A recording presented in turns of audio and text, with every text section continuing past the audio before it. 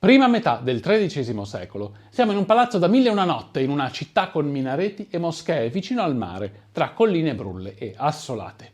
In una grande sala, una trentina di stupende ragazze saracene stanno attendendo l'arrivo del loro signore nell'ozio dorato, tra chiacchiere maliziose e risa, tra i fumi dell'incenso e della mirra, su cuscini e tappeti lussuosi. Ecco aprirsi le porte e giungere un uomo rossiccio, strabico, non particolarmente avvenente, scortato da una guardia personale abbigliata e armata alla moda moresca. Non siamo in un principato musulmano dell'Africa settentrionale, né il nostro uomo è un sultano, come potrebbe sembrare.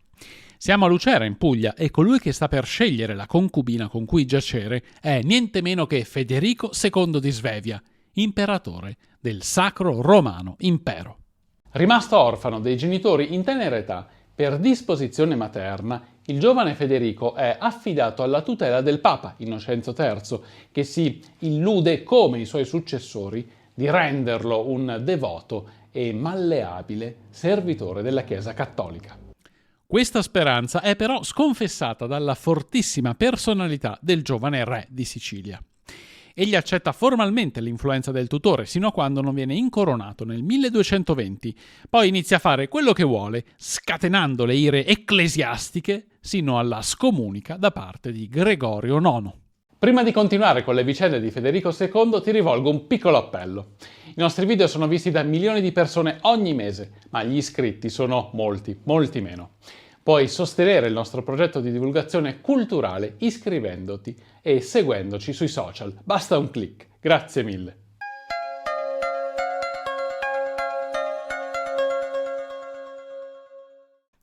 Il ruolo di monarca si rispecchia in modo importante nella sua personalità, che può definirsi narcisista.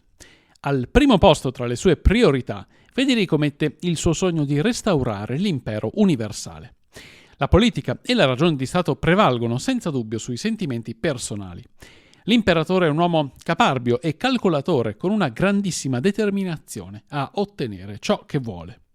Curioso e intelligentissimo, parla correntemente 6 lingue, tra cui l'arabo, si interessa di astronomia, astrologia, scienze occulte, arte e poesia. Si rivela grande politico e legislatore, non tanto nel suo piano di ricostituzione dell'impero, che perirà con la vittoria dei comuni italiani, quanto nell'ideazione di un modello accentrato di governo che prefigura l'assolutismo moderno.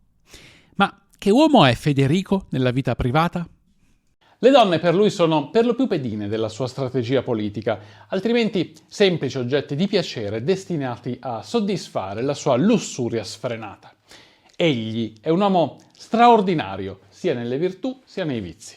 Stupor mundi, lo stupore del mondo per i suoi fedelissimi, e l'anticristo per il Papa Gregorio IX. Quando pensiamo a un imperatore medievale di dinastia tedesca, ci viene subito in mente un principe nordico, freddo, che si esprime nella dura lingua della propria etnia.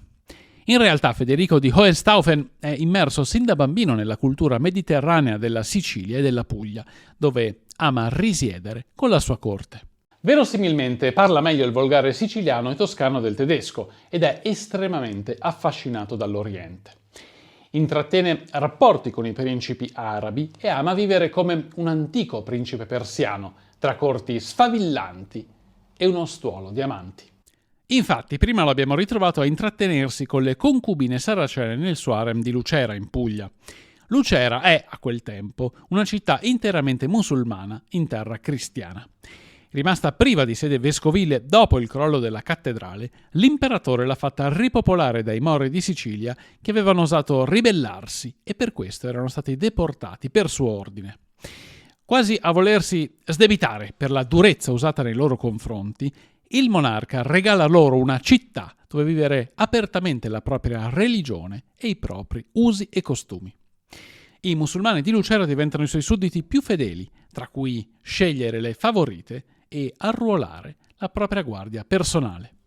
Nel corso della sua vita Federico II si sposa ben 4 volte, 3 delle quali per ragioni di pura convenienza politica e solo una, pare, per amore.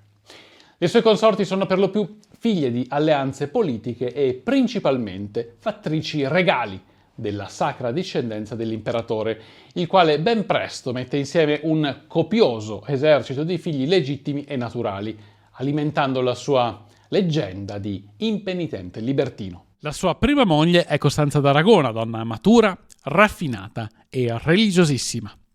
La sposa nel 1209 su consiglio di Papa Innocenzo III. Questi ha l'intenzione di formare il quindicenne Federico come perfetto cristiano cattolico, sottomesso in tutto e per tutto alla Santa Romana Chiesa. Il desiderio del pontefice è speso invano in quanto, come si è detto, egli continua a vivere la propria vita senza inibizioni, con una moglie di 11 anni più grande di lui. Dall'unione nasce Enrico VII, il quale poi si solleverà contro il padre e tenterà di rovesciarlo. Costanza muore nel 1222. Il secondo matrimonio viene organizzato nel 1225 in vista della Sesta Crociata, sempre per mediazione del Vaticano. La sposa prescelta è Iolanda di Brienne, figlia del valoroso crociato e re di Gerusalemme Giovanni di Brienne, che le aveva lasciato in eredità quell'altisonante titolo reale, principale motivo dell'unione. Uno sposalizio dagli inizi difficili e piccanti. Sembra che Iolanda, sposa troppo giovane, aveva 13 anni, quanto poco avvenente ed esperta nelle arti amatorie, abbia deluso l'esigente Federico sin dalla prima notte di nozze. Il matrimonio viene comunque consumato, ma un particolare è scandaloso. A fare gli onori di casa non è Iolanda, ma sua cugina, più procace e disinibita. Ovviamente lo scandalo costa al Papa un remunerativo incarico in Vaticano per il povero suocero ferito nell'onore. A quanto pare il titolo di re di Gerusalemme non frutta poi così tanto. Iolanda muore di parto dando alla luce Corrado IV, futuro re di Germania. Nel frattempo, durante i suoi viaggi nei territori continentali dell'impero, Federico II ha diversi flirt. Durante un soggiorno in Germania, egli seduce e ama una nobildonna tedesca, Adelaide di Urslingen, da cui ha 2 figli, uno dei quali è l'amatissimo Enzo, che diventerà re di Sardegna e verrà fatto prigioniero dai bolognesi durante la battaglia di Fossalta. In Piemonte, mentre Federico è ospite dei nobili signori Lancia nel loro castello di Agliano, conosce e si innamora perdutamente della giovane Bianca Lancia, che diviene sin da subito la sua favorita, con cui intratterrà una convivenza more uxorio come marito e moglie, in piena regola, scandalizzando il clero e i ben pensanti dell'epoca. La sposerà soltanto nel 1246. L'imperatore la porta con sé nella sua corte siciliana e la ama come nessun'altra prima, definendola pulcherrima nimis, letteralmente la troppo bellissima. Bianca gli dà 3 figli, Costanza, Violante e Manfredi.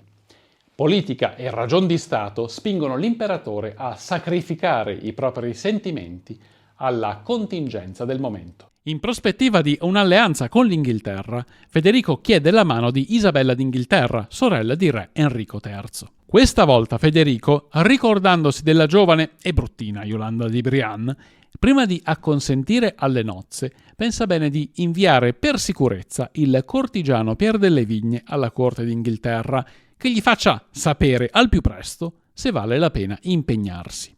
Isabella è effettivamente molto graziosa. Viene così officiato nel 1235 il matrimonio da cui nasceranno altri 3 figli. Isabella si accorge ben presto delle particolarità nei desideri sessuali del marito, il quale apprezza parecchio qualche diversivo alla vita coniugale. In occasione di una festa a corte, lo sorprende in un'orgia non solo con le consuete cortigiane, ma anche con giovani danzatori. L'imperatore, vedendola, non si formalizza affatto e senza pudore continua nei suoi divertimenti. La povera Isabella ne rimane sconvolta al punto di decidere di non lasciare più i propri appartamenti privati. Morirà nel 1241. Federico II è il primo dell'impero, non deve rendere conto a nessuno. Grandi le sue virtù, sfrenati i suoi vizi.